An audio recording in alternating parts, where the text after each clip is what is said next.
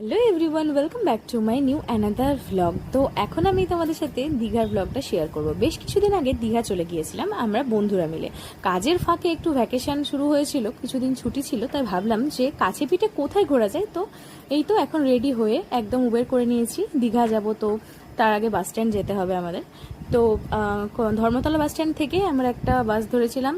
তো সেই বাসটা লাক্সারি এসি বাস, তো ওটা একদম 4 ঘন্টায় দীঘা পৌঁছে যেত। মোটামুটি আমরা ওই 7টার সময় বাসে চেপেছিলাম আর আমরা নেমেছিলাম একটার দিকে, 12:30 একটার মধ্যে। তো মাঝখানে হাওড়াতে স্টপেজ দিয়েছিল, তো সেখানে দাঁড়িয়ে এক গুপ্তা ব্রাদার্স দেখতে পেলাম একটা।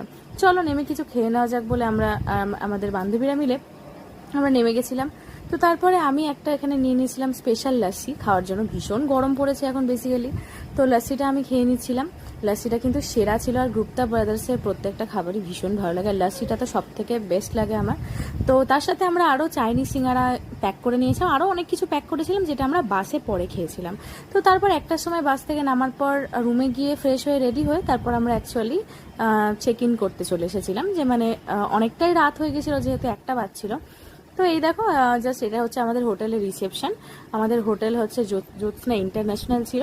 তো ভীষণই ভালো হোটেলটা, ওনাদের সব কিছুই ভালো ছিল, আমার তো ভীষণই ভালো লেগেছে। আর সি বিচ থেকে মাত্র 600 মিটারের দূরত্ব। আর আমরা যেহেতু ডিলাক্স রুমটা নিয়েছিলাম, তো আমাদের রুমে মিনি ফ্রিজ থেকে শুরু করে অনেক কিছু ফেসিলিটি ছিল। তো এটাই হচ্ছে এই হোটেলের সব থেকে ভালো রুম। তো যাই হোক, এখন হচ্ছে সকাল সকাল উঠে একটু কফি বানিয়ে নিয়েছিলাম। তো এই তো কফি খেতে খেতে সামনের দৃশ্যটা একটু দেখছিলাম, ভীষণই ভালো লাগছিল। অনেকদিন পর ছুটিতে এসেছি, আর বাঙালির ছুটি মানেই তো হচ্ছে কাছে পিঠে, মানে দীঘা মন্দারমণি। তো যাই হোক, তারপর এই তো কফি খেতে খেতে একটু ব্যালকানিতে চলে গিয়েছিলাম। আমাদের রুমের সাথে না একটা খুব সুন্দর অ্যাটাচ ব্যালকানি ছিল, যেটা তোমরা এখন দেখতেই পাচ্ছ, ভীষণই সুন্দর লাগছিল। তো এখন আমি একটু কফি খাচ্ছিলাম, আর ভীষণই গরম লাগছিল, কারণ হচ্ছে গরম তো পড়েই গেছে, এখন তোমরা জানোই ভীষণ পরিমাণে গরম পড়ে গেছে। তো এই সময়ই হচ্ছে ঘুরতে যাওয়ার, মানে বেসিক্যালি ভালো লাগে ঘুরতে যেতে।